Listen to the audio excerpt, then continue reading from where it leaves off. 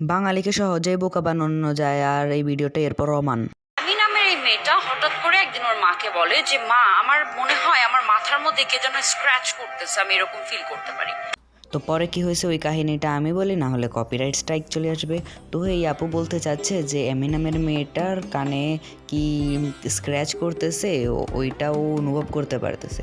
এখন সে তার মা কয়েকবার নোটিস করে নাই, কিন্তু যখন নোটিস করছে তখন সে ডাক্তার দেখাচ্ছে, ডাক্তার দিয়েও কিছু হয় নাই।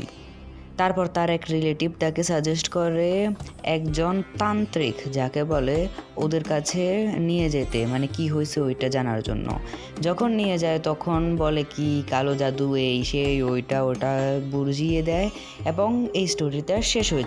অ্যাকর্ডিং টু জিমিনি, পজ করে পড়ে নিন। মূলত এখানে লেখা আছে যে কালো জাদুর মাধ্যমে এরকম কানের সমস্যা, মাথার সমস্যা, ব্রেনের সমস্যা এরকম কিছুই হয় না, মানে যা এই ভিডিওতে বলা আছে।